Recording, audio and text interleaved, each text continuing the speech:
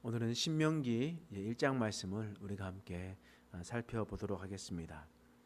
우리 신명기에 있는 말씀은 어떤 말씀이냐?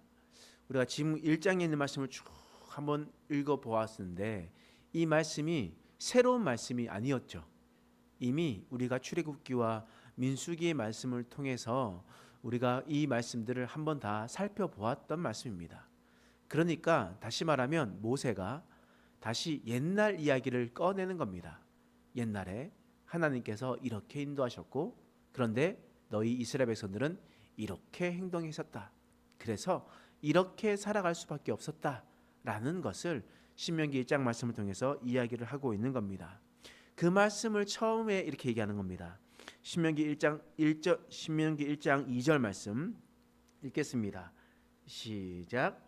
호렙산에서 세일산을 지나 가데스 바네까지 10하루 길이었더라.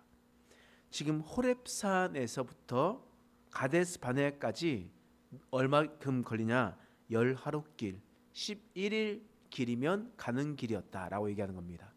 그러니까 호렙산이 바꿔 말하면 어느 산인지 여러분 기억하시죠? 호렙산을 신의 산이라 부릅니다. 신의 산에서 가장 큰 일이 무슨 일이었습니까? 하나님의 율법을 받는 일이었습니다. 그 율법을 받고 그리고 떠나서 가데스 바네까지, 그러니까 가나안 땅 근방까지 정탐하는 곳까지의 거리는 10하루 길이었다. 그러니까 2주면 충분히 걸어서 갈 수 있는 곳이 바로 가나안 땅이었다 라는 것을 말씀을 통해서 이야기를 하고 있습니다. 그런데 어떻게 되었냐? 3절 말씀 읽겠습니다. 시작. 40째 해 11째 달 그 달 첫째 달에 모세가 이스라엘 자손에게 여호와께서 그들에게 위하여 자기에게 주신 명령을 다 알렸으니.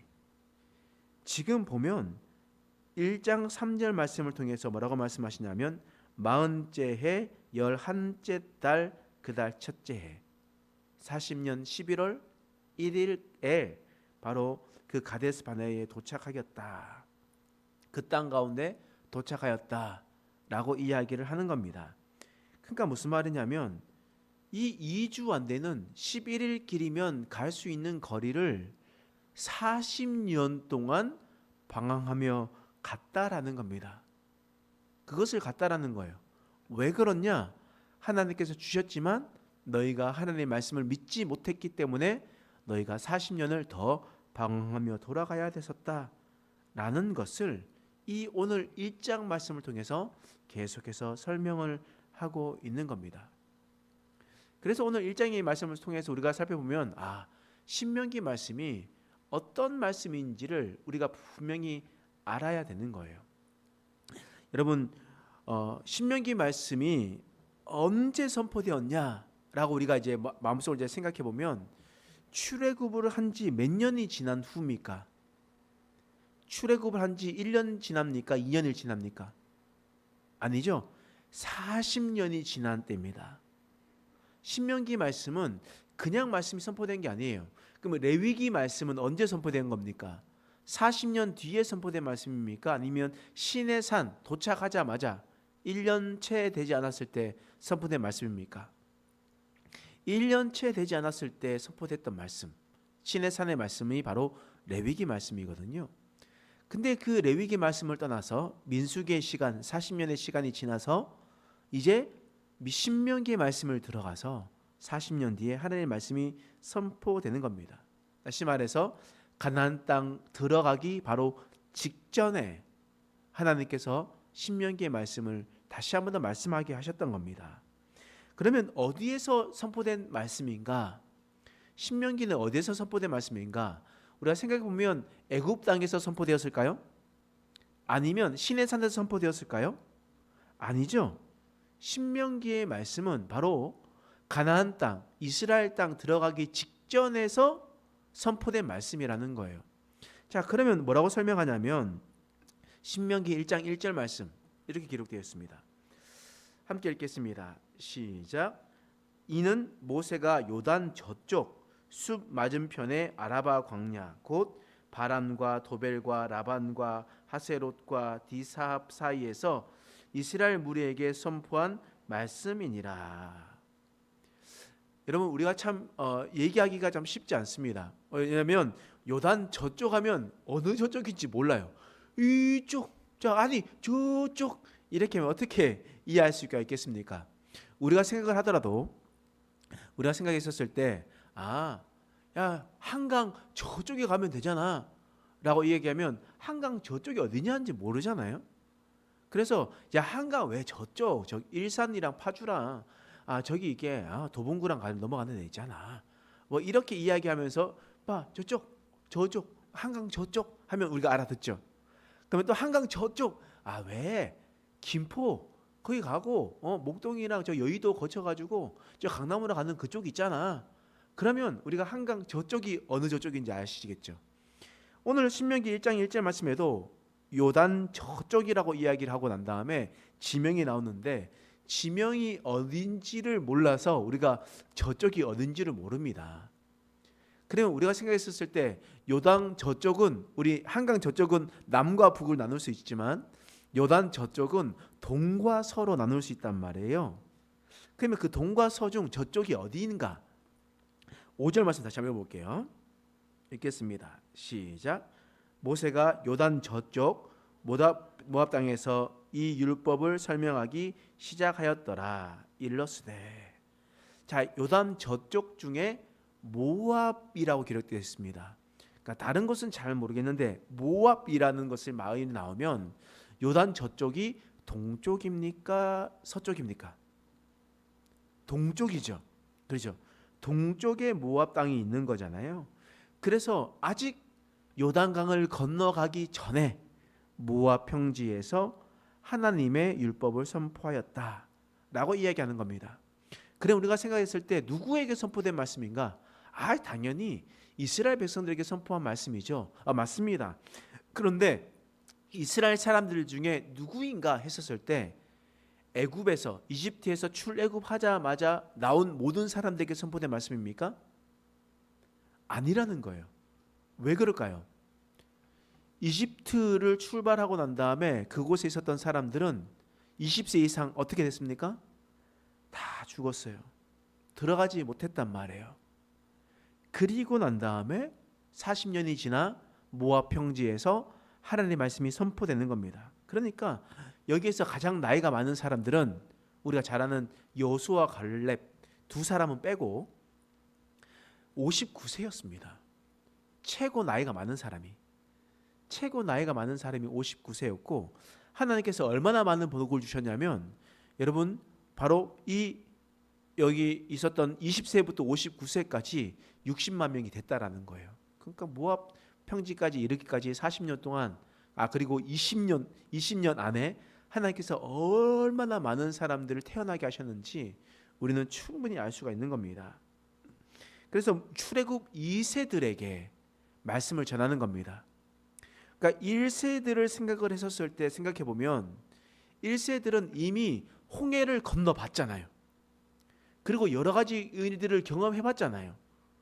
이것을 경험했기 때문에 하나님께서 그래도 이런 일을 하셨다라는 것을 충분히 알고 있었던 사람입니다. 장성에서 보았기 때문에. 그런데 이 출애굽에서 있었던 사람들 중에 이 사람들은요, 2세들은 이 홍해를 건너지 못했던 사람들도 포함되어 있다라는 겁니다. 그러니까 하나님의 역사를 반만 보았던 사람들이었다라는 거예요.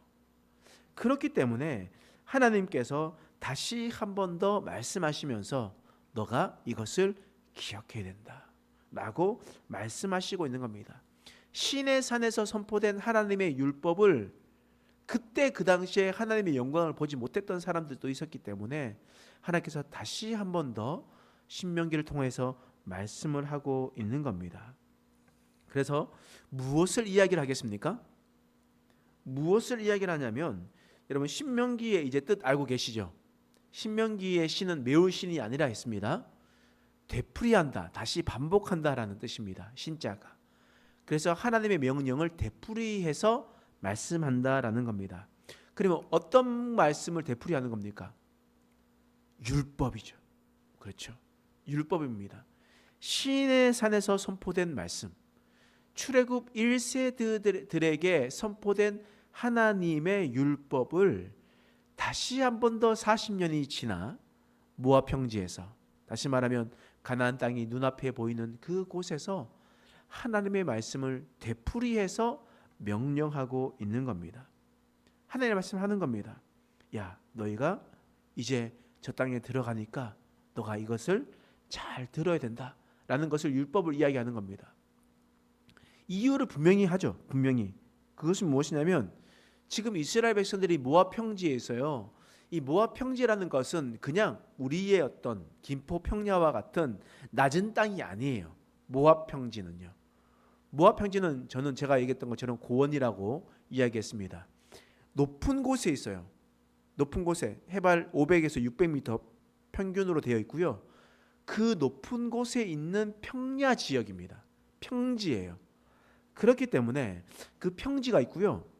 그 높은 곳의 밑에서 이렇게 보면요, 이 요단강이 흐르는 그곳이 깊게는 사해는 마이너스 400m, 그리고 뭐 여리고 같은 경우에는 마이너스 200m 정도가 됩니다.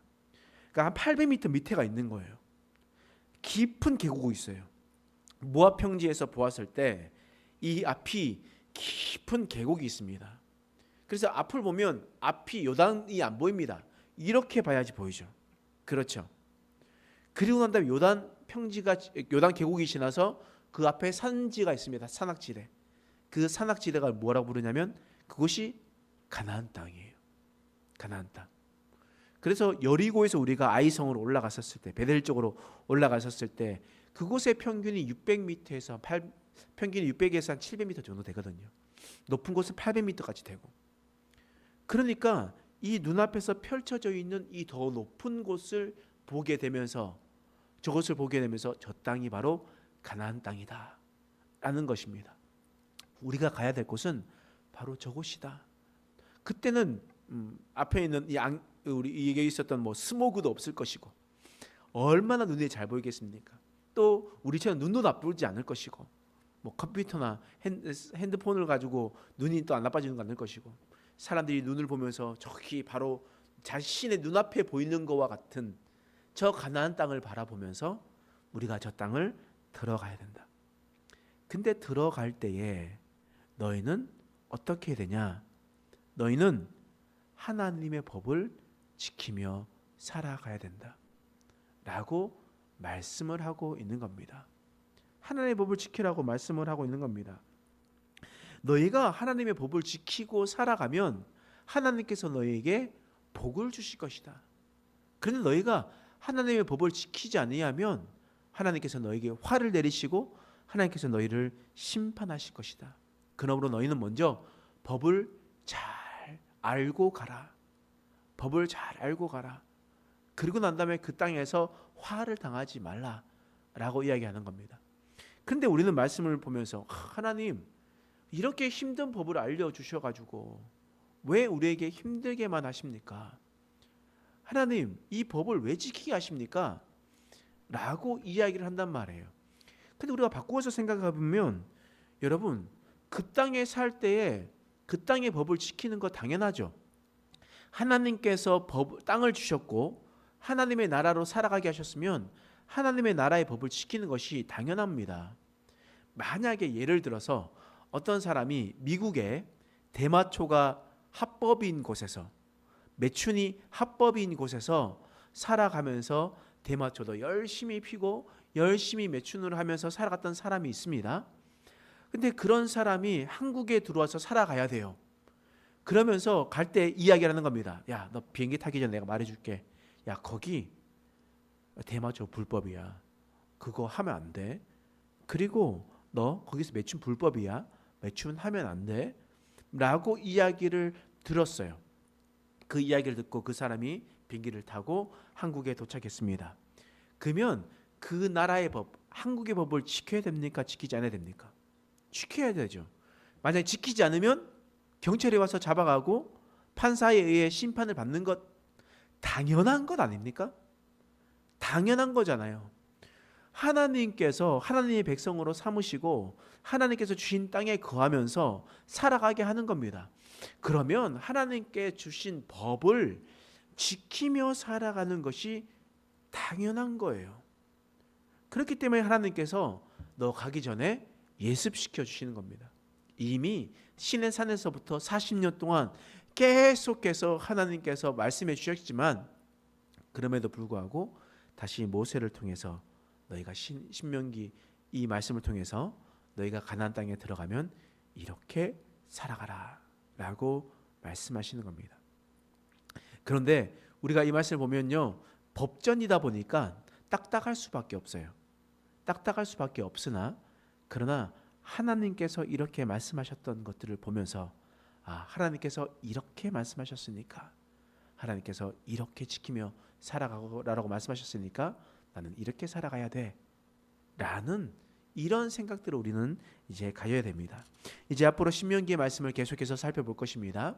신명기의 말씀을 통해서 우리에게 말씀하셨던 그 말씀을 분명히 알아서 하나님을 깊이 알아가고 하나님의 뜻을 알아갈 수 있는 저와 여러분 되시길 간절히 축원합니다. 기도하겠습니다. 하나님, 우리 삶 가운데 하나님의 놀라우신 은혜를 베풀어 주시옵소서. 하나님은 우리를 늘 지켜주시며 인도하시는 분이십니다. 하나님은 우리에게 말씀을 이미 말씀하셨고 그 말씀을 지키며 살아가라 말씀하셨습니다. 하나님, 우리가 그 진리를 깨달으며 살아가게 하여 주옵소서. 이 세상 어디든 이 모든 곳이 하나님의 나라입니다. 하나님께서 창조하신 곳이기 때문입니다. 하나님, 우리가 그것을 기억하며 우리가 어디서 살아가든 하나님의 법을 지키며 하나님의 뜻을 이루며 살아갈 수 있는 인생 되게 하여 주시옵소서. 감사드리며 예수님의 이름으로 간절히 기도드립니다. 아멘. 우리가 말씀을 생각하면서 함께